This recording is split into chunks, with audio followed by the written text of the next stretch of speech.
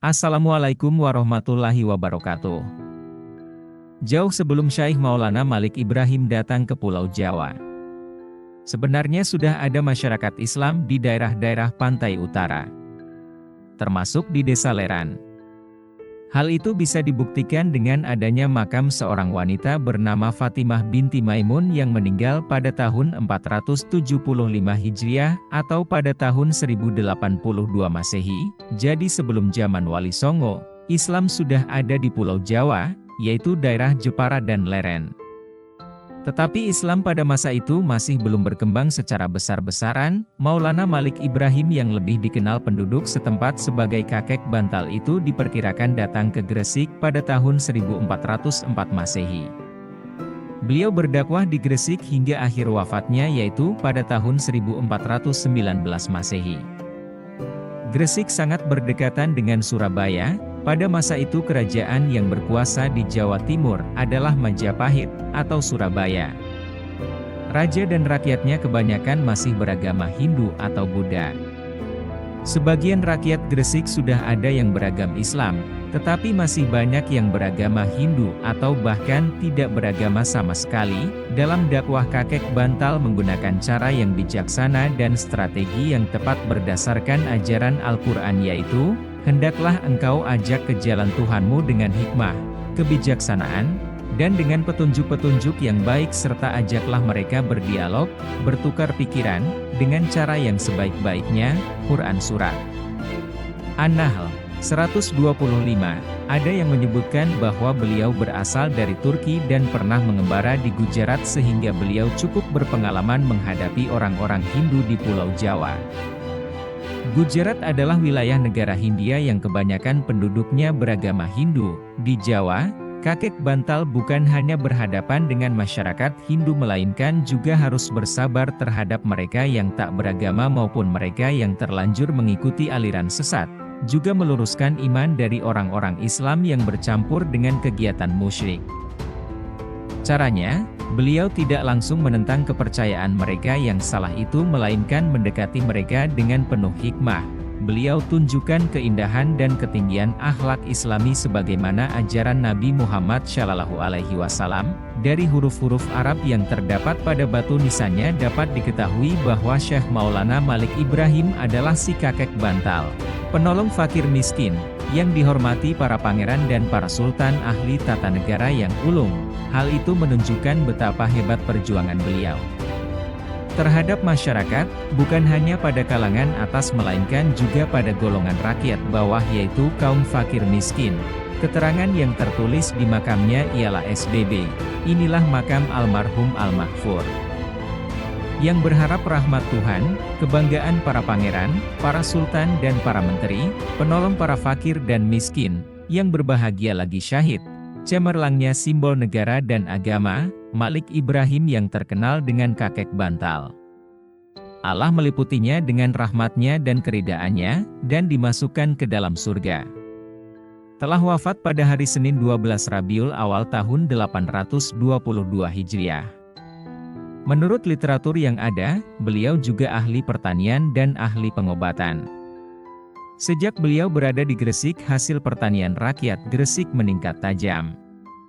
Dan orang-orang sakit banyak yang disembuhkannya dengan daun-daunan tertentu. Sifatnya lemah lembut, welas asih dan ramah tamah kepada semua orang, baik sesama muslim atau dengan non-muslim, membuatnya terkenal sebagai tokoh masyarakat yang disegani dan dihormati.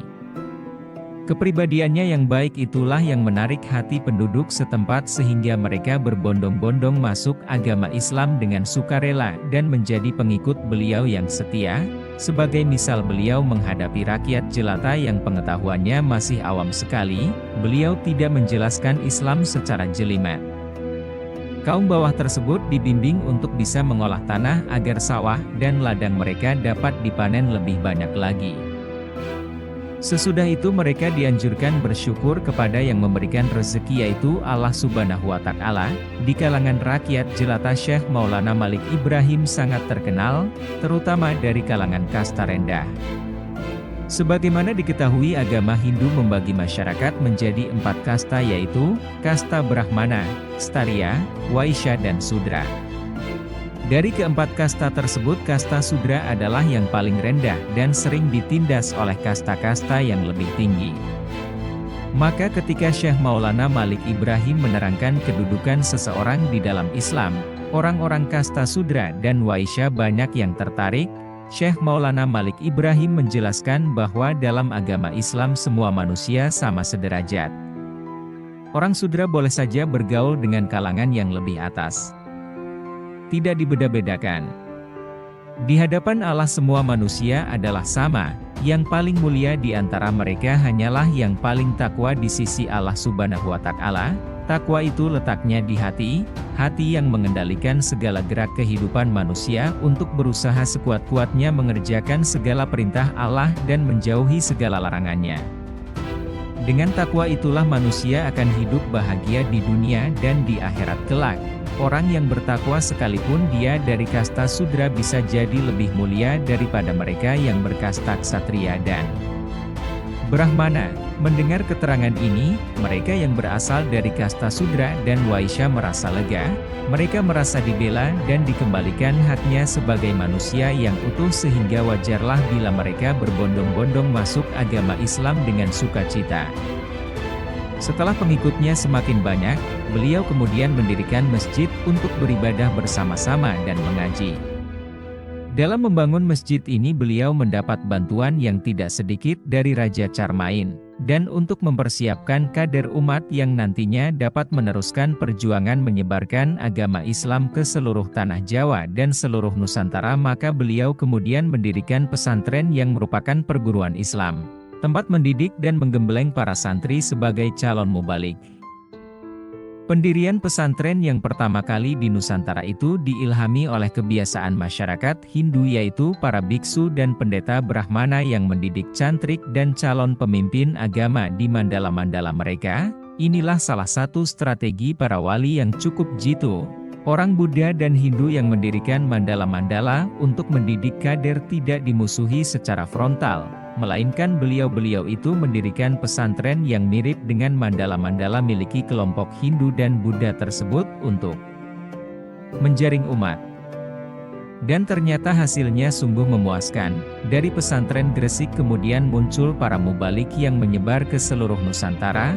Tradisi pesantren tersebut berlangsung hingga di zaman sekarang, di mana para ulama menggodok calon mubalik di pesantren yang diasuhnya. Bila orang bertanya suatu masalah agama kepada beliau, maka beliau tidak menjawab dengan berbelit-belit, melainkan dijawabnya dengan mudah dan gamblang sesuai dengan pesan Nabi yang menganjurkan agama disiarkan dengan mudah, tidak dipersulit, umat harus dibuat gembira, tidak ditakut-takuti. Pada suatu hari Syekh Maulana Malik Ibrahim ditanya tentang apakah yang dinamakan Allah itu, beliau tidak menjawab bahwa Allah itu adalah Tuhan yang memberi pahala surga kepada hambanya yang berbakti dan menyiksa sepedih-pedihnya bagi hamba yang membangkang kepadanya. Jawabannya cukup singkat dan jelas, yaitu, Allah adalah zat yang diperlukan adanya. 2 tahun sudah Syekh Maulana Malik Ibrahim berdakwah di Gresik. Beliau tidak hanya membimbing umat untuk mengenal dan mendalami agama Islam, melainkan juga memberi pengarahan agar tingkat kehidupan rakyat Gresik menjadi lebih baik. Beliau pula yang mempunyai gagasan mengalirkan air dari gunung untuk mengairi lahan pertanian penduduk. Dengan adanya sistem pengairan yang baik ini, lahan pertanian menjadi subur dan hasil panen bertambah banyak. Para petani menjadi makmur dan mereka dapat mengerjakan ibadah dengan tenang. Andai kata Syekh Maulana Malik Ibrahim tidak ikut membenahi dan meningkatkan taraf hidup rakyat Gresik, tentulah mereka sukar diajak beribadah dengan baik dan tenang. Sebagaimana sabda Nabi bahwa kefakiran menjurus pada kekafiran. Bagaimana mungkin bisa beribadah dengan tenang jika sehari-hari disibukkan dengan urusan sesuap nasi? Inilah resep yang harus ditiru.